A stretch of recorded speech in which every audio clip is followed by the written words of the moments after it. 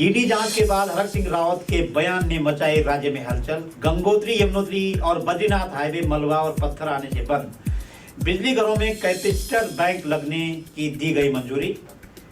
15 सितंबर से जौहरी ग्रांट से बद्रीनाथ और केदारनाथ हेलीकॉप्टर सेवाएं शुरू।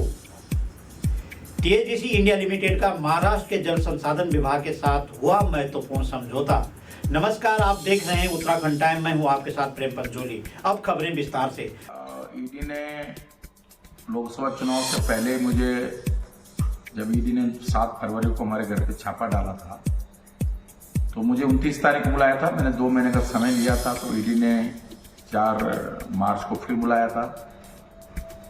उसके बाद फिर 1 अप्रैल को बुलाया था, लेकिन फिर उन्होंने अपरिहार्य कारणों से रिजेक्ट कर दिया था कि भाई हम अभी नहीं बुला सकते आपको। और जैसी लोकसभा चुनाव की घोषणा हो गई, पार्लियामेंट के कांग्रेस के कैंडिडेट डिक्लेयर हो गए, तो तब से ईडी हमें नहीं बुला रही थी। अभी जिस तरह हमने ईडी के खिलाफ पूरे देश में कांग्रेस ने धरने प्रदर्शन किए, जिस दिन ईडी का 22 तारीख को घेराव का कार्यक्रम था। लंबे समय से शांत रहे पूर्व कैबिनेट मंत्री हरक सिंह रावत ईडी की 12 घंटे की पूछताछ के बाद मुखर हो गए हैं। ईडी जांच के बाद हरक सिंह रावत का यह बयान सोशल मीडिया पर वायरल हो रहा है। उन्होंने अपने पुराने अंदाज में कहा कि मेरा मुंह खुल गया तो उत्तराखंड नहीं बल्कि पूरा देश की राजनीति में भूचाल आ जाएगा। बिना नाम लिए उन्होंने कहा कुछ लोग जानबूझकर उन्हें लक्ष्य बना रहे हैं। उन्होंने यह भी कहा कि वे प्यार से गला भी कटवा देंगे, मगर डरा धमकाकर गला काटने पर मरना पसंद करेंगे। उन्हें झुकना पसंद नहीं है। कहा कि वह पक्का ठाकुर हैं। उन्होंने स्पष्ट किया कि उन्होंने भाजपा नहीं छोड़ी थी, बल्कि उन्हें जबरन निकाला गया। आज भाजपा सिर्फ हथकंडे अपना रही है, जो उनके लिए भविष्य के लिए खतरा बन सकती है। भारी मलबा व पत्थर आने से गंगोत्री, यमुनोत्री, बद्रीनाथ हाईवे बिल्कुल बाधित हो गया है। यहाँ कई वाहन फंसे हुए हैं, जिस कारण लोग हाईवे खुलने का इंतजार में बैठे हैं।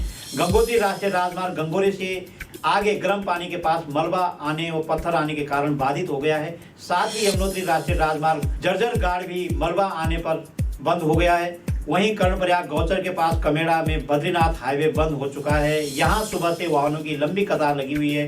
बीते साल इस हिस्से में लगातार भूस्खलन हो रहा था। भारी बारिश से सड़क का एक बार बड़ा हिस्सा ढह गया है। तब से यहाँ पर स्थायी ट्रीटमेंट न हो पाया। ऐसे में बारिश के चलते पहाड़ी से मलबा आ रहा है। एनएच सड़क खोलने में जुटा हुआ है। श्रद्धालुओं के साथ स्थानीय लोग भी हाईवे खुलने का इंतजार कर रहे हैं।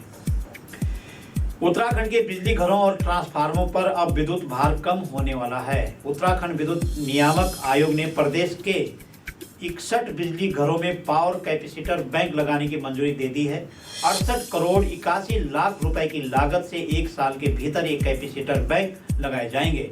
यूपीसीएल ने नियामक आयोग से 33 केवी सब स्टेशन के ट्रांसफार्मरों पर capacitor bank automatic reactive power solution लगाने की अनुमति मांगी थी। निगम का कहना है कि विद्युत लाइनों व ट्रांसफार्मर की रिएक्टिव पावर पर नियंत्रण पाया जा सकेगा, जिसकी वजह से अचानक लोड बढ़ जाता है। लोड बढ़ने से जहां ट्रांसफार्मर फूंकने का खतरा रहता है, वहीं उपभोक्ताओं को भी कई बार नुकसान का सामना करना पड़ता है। लगातार होने वाली विद्युत हानियों पर भी इससे नियंत्रण होगा।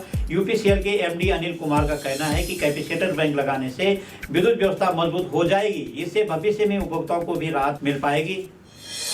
कहा अब आयोग की मंजूरी के बाद निविदा के माध्यम से बैंक लगाने की प्रक्रिया आगे बढ़ाई जाएगी। बताया कि इस प्रणाली के लगने से फीडर ट्रिप होने पर उसकी सूचना तत्काल एमएमएस के माध्यम से अवर अभियंता को मिल जाएगी। बरसात का सीजन खत्म होने के बाद 15 सितंबर से जौहरी ग्रांट से रुद्राक्ष एविएशन का MI-17 हेलीकॉप्टर एक बार फिर अपनी सेवाएं शुरू करने जा रही है, जिसके लिए कंपनी ने अपनी तैयारियां शुरू कर दी है। बद्रीनाथ और केदारनाथ के लिए जौहरी ग्रांट से हेलीकॉप्टर की बुकिंग सितंबर माह में फुल हो चुकी है। कंपनी ने अक्टूबर माह की बुकिंग भी शुरू कर दी है। जौहरी ग्रांट हेलीपैड से बीते 10 मई से बद्रीनाथ और केदारनाथ के लिए रुद्राक्ष एविएशन ने अपने 18 सीटर MI-17 हेलीकॉप्टर से हेली सेवाएं शुरू कर दी थी, लेकिन बरसात को देखते हुए 15 जून को यह सेवाएं बंद कर दी गई है। इस दौरान करीब 1000 श्रद्धालुओं ने दोनों धामों के दर्शन किए थे। ऊर्जा क्षेत्र की अग्रणी कंपनी THDC इंडिया लिमिटेड ने महाराष्ट्र सरकार के जल संसाधन विभाग के साथ एक महत्वपूर्ण समझौता किया है। यह समझौता 6790 मेगावाट की 6 पंपिंग स्टोरेज परियोजना के लिए हुआ है। लगभग 33.600 करोड़ के निवेश का यहाँ प्रस्ताव है। ऐतिहासिक इस समझौते पर महाराष्ट्र के उप मुख्यमंत्री देवेंद्र फडणवीस की उपस्थिति में हस्ताक्षर किए गए हैं। श्री फडणवीस ने इस परियोजना के प्रभावी कार्यक्रम और शीघ्र पूरा होने के लिए पूर्ण समर्थन का आश्वासन दिया है। THDC के अध्यक्ष एवं प्रबंध निदेशक RK बिश्नोई ने इस अवसर पर कहा कि यह समझौता देश की ऊर्जा प्रणाली को अच्छा बनाने के लिए THDC की प्रतिबद्धता का प्रमाण है। उन्होंने कहा कि परियोजना के पूरा होने पर क्षेत्र में सामाजिक आर्थिक विकास में भी महत्वपूर्ण योगदान होगा। प्रत्यक्ष और अप्रत्यक्ष रूप से रोजगार सृजन भी शामिल हैं। THDC के निदेशक कार्मिक शैलेंद्र सिंह ने कहा कि यह समझौता न केवल ऊर्जा क्षेत्र में सुधार का प्रतीक है, बल्कि सतत और नवीकरणीय ऊर्जा विकास के क्षेत्र में साझा दृष्टिकोण को साकार करने की दिशा में भी एक महत्वपूर्ण कदम है। देखते रहे उत्तराखंड टाइम। नमस्कार।